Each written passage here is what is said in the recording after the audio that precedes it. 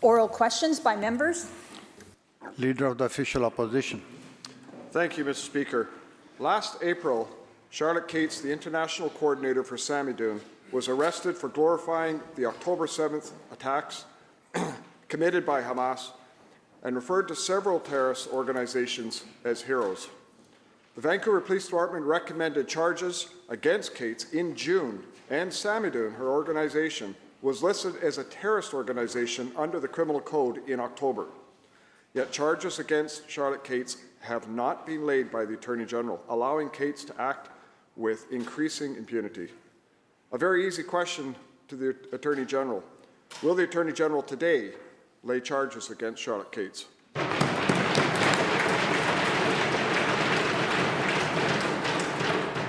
Attorney General.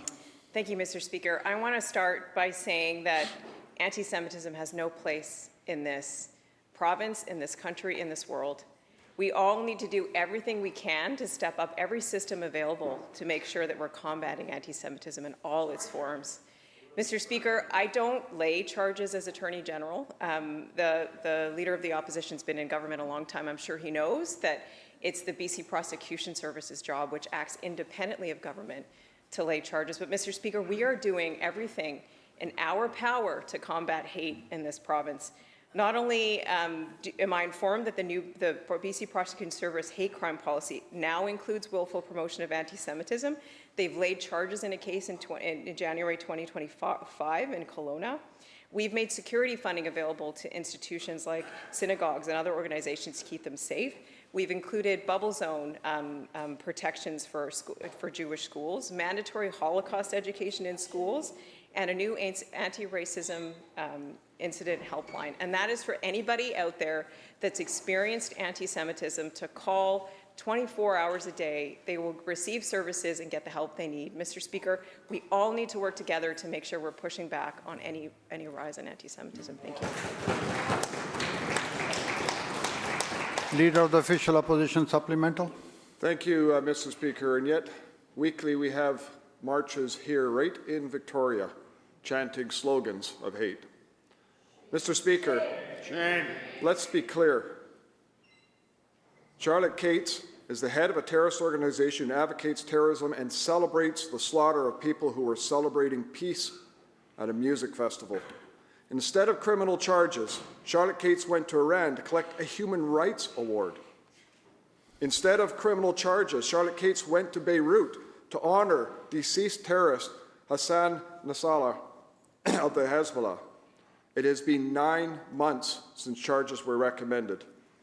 The Premier is a former Attorney General, and certainly here on Pink Shirt Day, will the Premier demand his Attorney General send a strong message that glorifying terrorism and hate has no place in BC and lay charges against Charlotte Cates?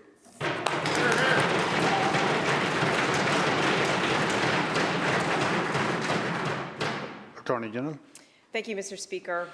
We are sending a strong message. In fact, we as a government have done way more to combat hate than any government in history in this province, whether it's passing anti-racism legislation to make sure that anti-Semitism is included in there, and that would make sure our government services are tasked to remove any forms of hate, including anti-Semitism, from their services. We've launched helplines that did not exist before to make sure people are getting the services they need and directed to the supports they need when they experience anything. We've stepped up supports to make sure that police officers know how to investigate and prosecute hate crimes. We'll be attending the National Forum on Combating Anti-Semitism that will happen coming up. Mr. Speaker, we are doing everything we can to condemn and push back on anti-Semitism in this province.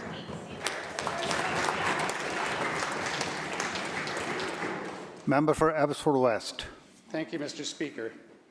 Tackling anti-Semitism is more than words. It takes sustained and focused action. We in the official opposition proposed an anti-Semitism strategy during our election. It's been 16 long months since October 7th attacks on Israel, and this government says it is listening. How long does it take to listen before this government will finally start to act on anti-Semitism in British Columbia?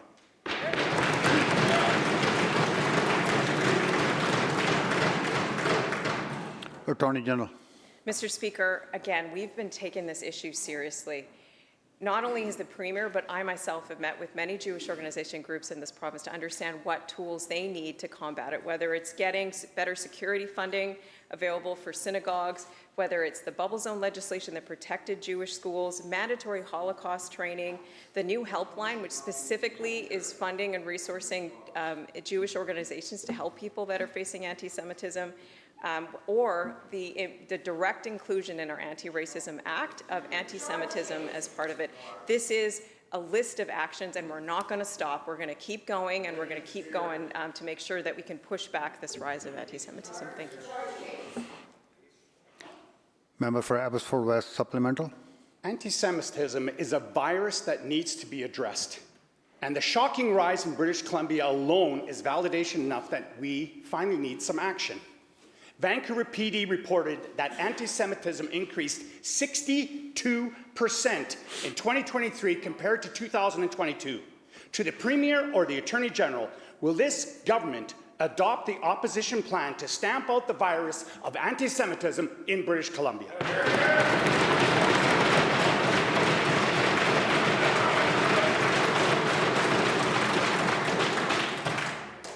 Attorney General. Thank you, Mr. Speaker. And I do think this is a very important topic that's being talked about today.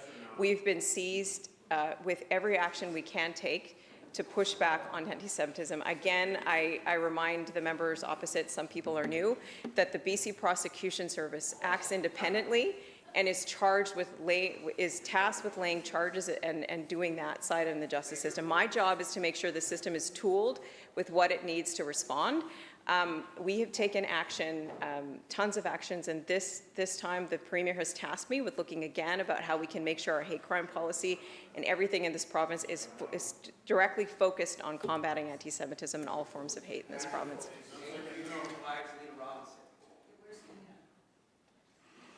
Leader of the Green Party. Honourable Speaker, on December 14th, just over 2 months ago, a landslide devastated the community of Lions Bay and the riding I represent. The resulting debris flow of rocks, trees and mud buried a home, killing longtime residents David and Barbara Enns. This is a tragic loss. The bereaved son and daughter of the Enns have been denied disaster financial assistance. They were told the event was not sufficiently widespread or extensive. The family told me it seemed like an attempt to, quote, wash their hands of us because we don't have a loud enough voice. The magnitude of the event shouldn't matter. We feed cynicism when our government isn't there for people when it should be. The Minister of Emergency Management and Climate Preparedness said in this House last week that disaster financial assistance criteria are currently under review, which is welcome, and I will say help with cleanup from an emergency response fund is also appreciated. However, the Enns home was their legacy for their children and grandchildren. It was uninsurable for this event and it lies destroyed. When they meet the required number of indicators in policy, which I reviewed, Mr. Speaker, why is their grieving family being denied disaster financial assistance?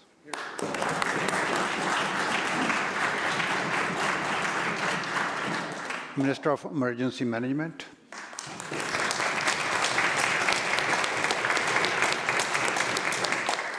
Thank you, Mr. Speaker, and I want to begin by expressing my sincere condolences to the family, friends, loved ones, everybody who's been impacted by the loss of two dear people in their lives. It's an incredible loss for them.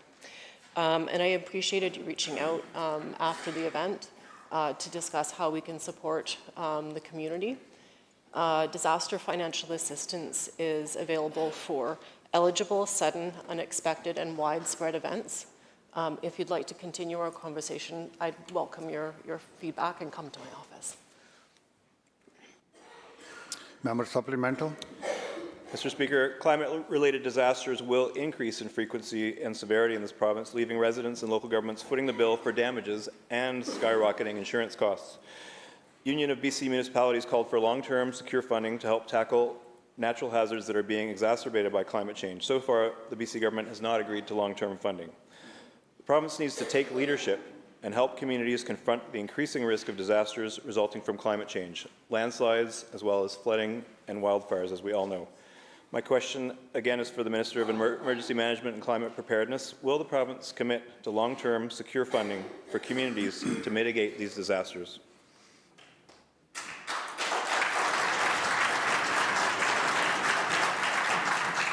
Minister. Thank you, Mr. Speaker. And to the member, I think it's a really important question about how we move forward as a province. We are experiencing increasingly severe events that are escalating due to the effects of climate change. And we know that we need to support communities to be more resilient, to be able to recover quickly, more quickly after disaster strikes. And that's why we're partnering with communities, with First Nations, to make sure that we understand the needs of communities and are meeting those unique needs, because hazards differ depending on where you are in the province. We've provided $487 million to help communities prepare and mitigate risks, and taken important steps to change the way that we respond to emergencies, including BC Wildfire Service being year-round, and additional alerts for emergency heat response and other important things. So it is top of mind for our government, and we want to continue to make those investments to keep people safe, Mr. Speaker.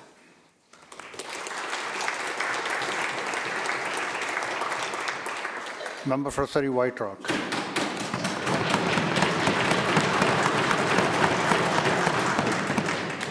Thank you, Mr. Speaker. In the early hours of this morning, a man in psychosis broke into multiple Surrey homes, and the result, an elderly resident brutally attacked, fleeing to a neighbor's house, covered in blood, seeking help. This attack is the direct result of the Premier's failure to address the crisis of untreated mental illness and addiction. 2 elections, this government has campaigned on involuntary care. How many British Columbians have to be injured, maimed, or even killed before this Premier opens a single one of his long-promised involuntary care beds?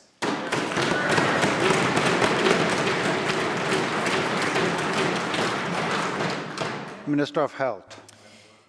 Yeah, thank you so much, Honourable Speaker, and thank you to the member for raising this very serious issue. And I think we are all appalled to hear of an incident like this and the kind of shock that provides people and the impacts that it's making to people.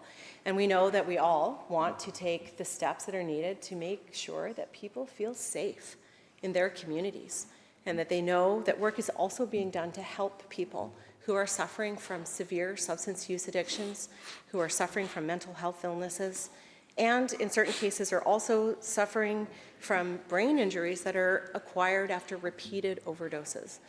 Mr. Speaker, there is a group of people out there who do present a risk not only to themselves but to others, and that is why the Premier has been very strong in his support for moving forward with secure care, and we've announced this and we've spoken about this. Member. The timelines have become more clear, and we know the work has to be done properly to set these facilities up. That's why. Members,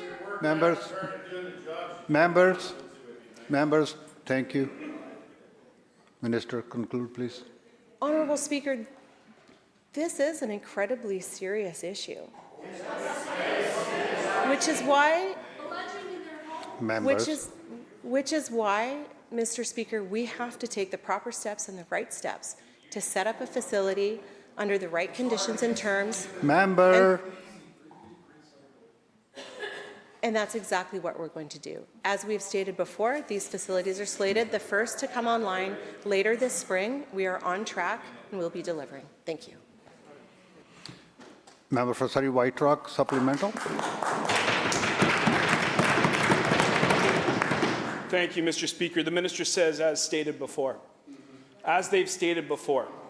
And nobody in this House or in this province would consider this Premier to be strong on this topic.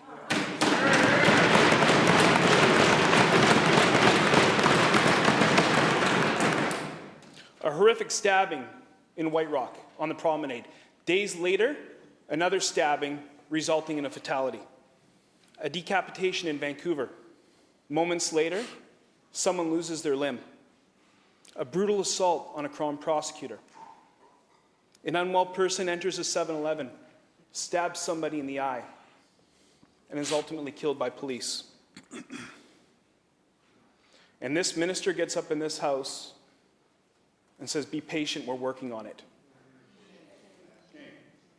Not good enough. Not good enough. How many more innocent victims need to suffer or die while this premier sits on his hands and this minister fails to open one single bed for involuntary care?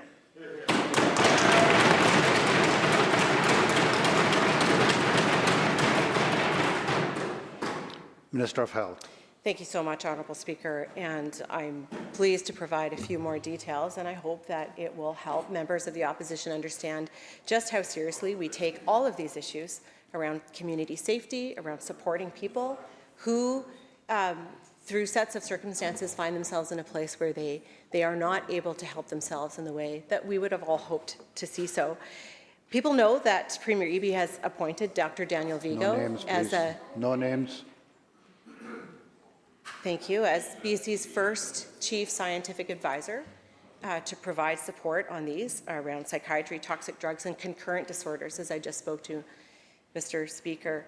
And we will be providing longer-term care at a newly designated mental health facility for people who are held under the Mental Health Act.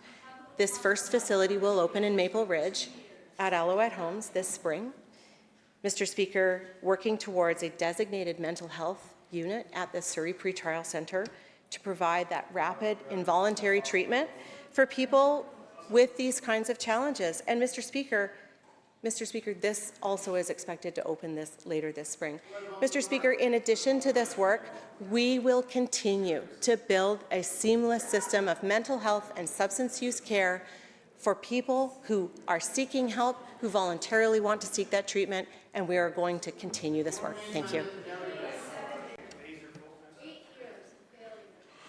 Member for Richmond, Queensborough. Mr. Speaker, on February 13th, I attended a funeral in Surrey of a 14-year-old girl. What did she die of? A drug overdose. Mr. Speaker, only 14 years old. Her mother referred to her as sweet and innocent. She said the family was trying to work through Fraser Health to get her support, but faced nothing but roadblocks. The system failed this young girl and her family. How can the Minister of Health look this family in the eye and say she's doing everything she can to help?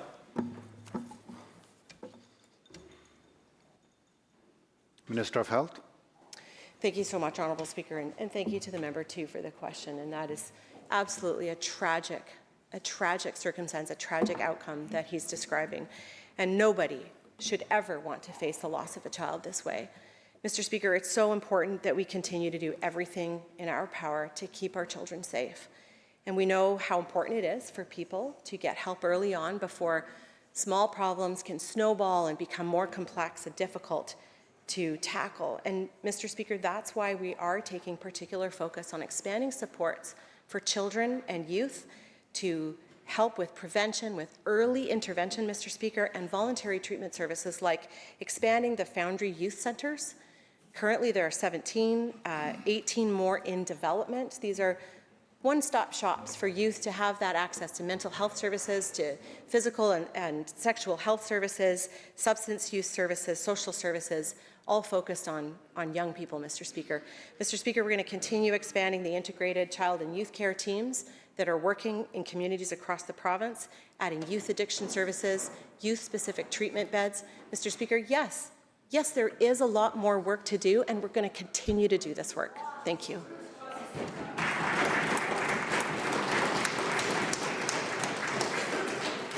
Richmond, Queensborough, supplemental. Mr. Speaker, the minister's comments have zero comfort to this family. The story gets worse. After agreeing to treatment, a Fraser Health worker met with the parents and this young girl and forced the parents to leave so the worker could talk to the girl alone.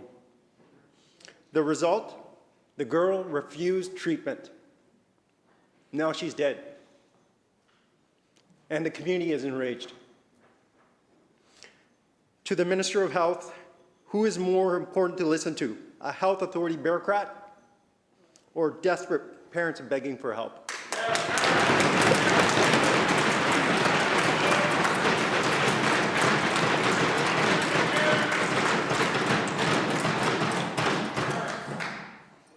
Minister of Health.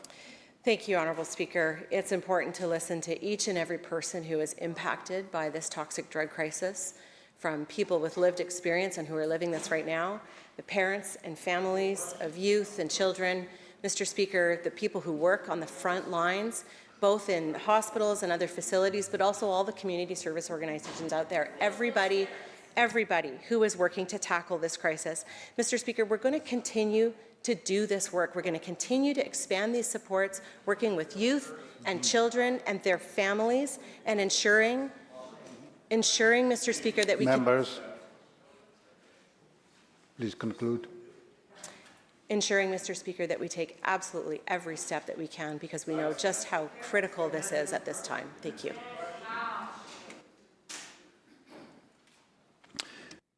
Member for Fraser-Nicola. Mr. Speaker, every day calls for an independent review of Metro Vancouver are growing. Taxpayers and others want answers and have completely lost faith in Metro Vancouver. Mr. Speaker, when will this Premier answer the calls and convene an independent review of Metro Vancouver? Yes.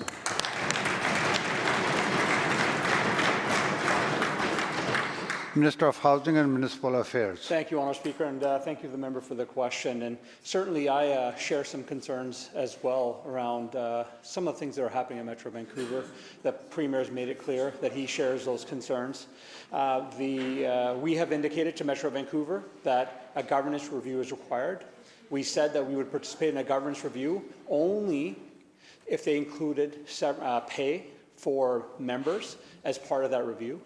And so that step is happening. We're working through that right now, Honourable Speaker. And I know it's frustrating for people when they hear about double salaries. And what I would say to members in this place is it's easy to throw rocks at other levels of government when it comes to double salaries. But perhaps we should look at the members in this House who are right now being paid 2 salaries. How about we look at the members right now?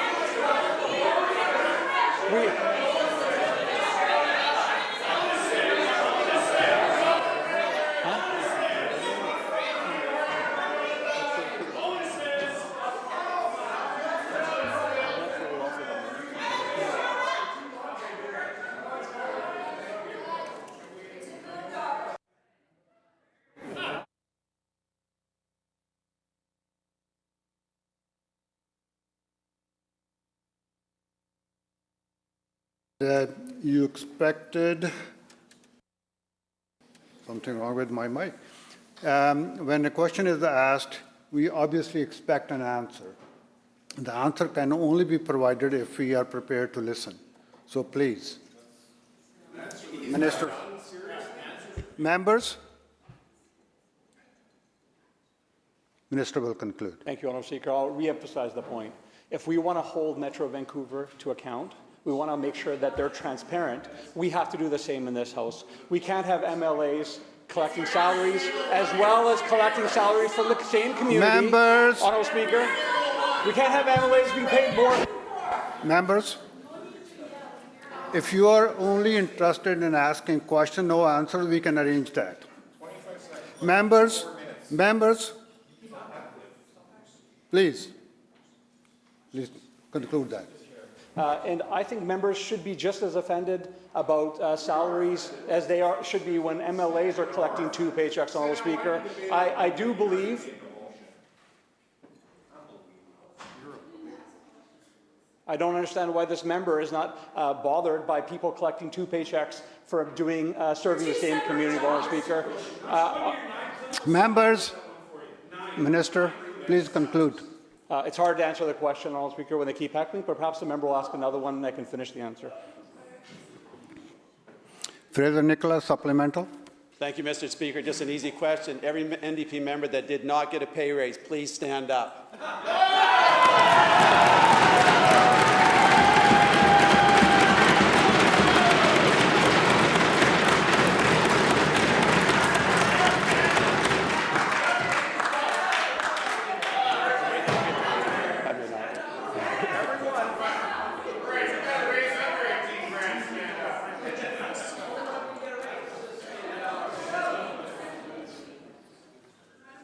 Mr. Speaker, this is really easy. The Premier has the power to call an independent inquiry into this mess over at Metro Vancouver. He said in the House some time ago, and I quote, if it was easy, he would do it. This is easy to do. He has the power. Metro Vancouver has lost control. Even Surrey has decided to wants to come out of this, the Metro Vancouver as well. Can we get a commitment from this Premier to immediately launch an independent investigation into Metro Vancouver?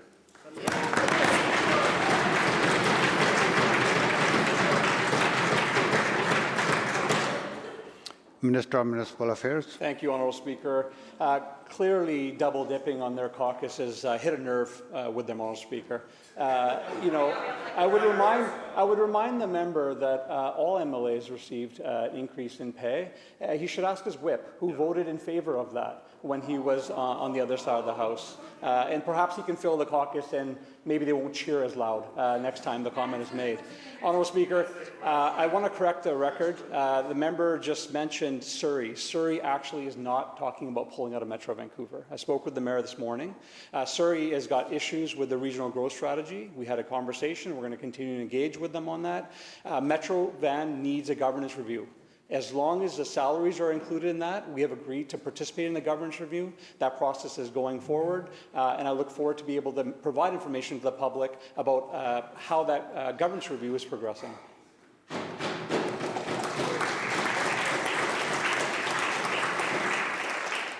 Member for Kamloops Centre. Oh, sorry. What is? Surrey Panorama. There we go. There you go. Mr. Speaker, healthcare wait times have ballooned to longer than half a year. Timely medical visits are as likely as winning the lottery. So, Mr. Speaker, with our healthcare system is in crisis. When will this government fix it before even more people die waiting for access to treatment?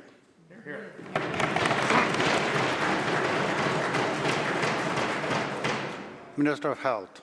Thank you so much, Honourable Speaker, and thank you to the member for the question.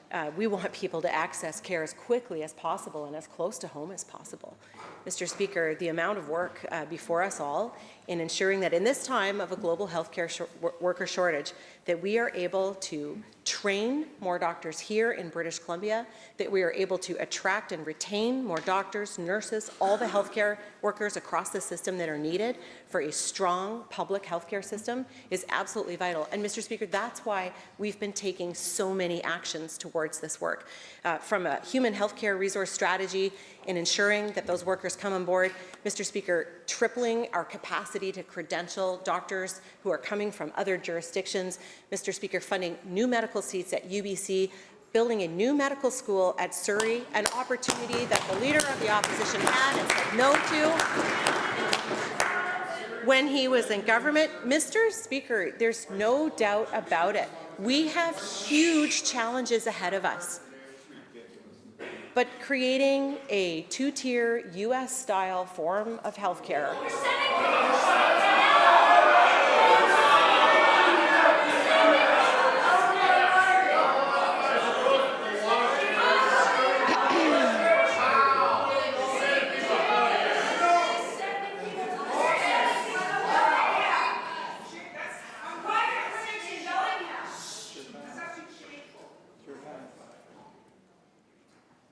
Are we done?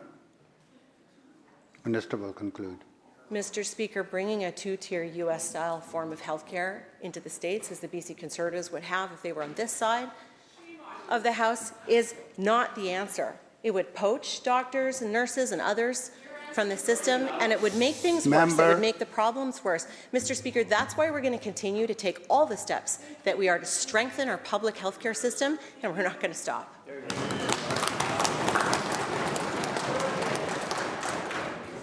Surrey Panorama Supplemental. Mr. Speaker, emergency wait room times continue to grow. Patients continue to suffer and die. Well, this government sits on its hands. Surrey Memorial Hospital ER wait times are already at 18 hours. And with Delta's ER closures, it's going to get worse. So, Mr. Speaker, why is this minister allowing chaos to run our healthcare system?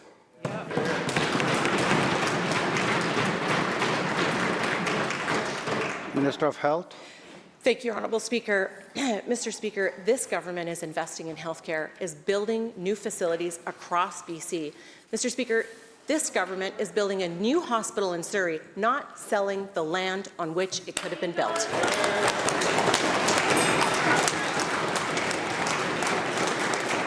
The bell ends the question period.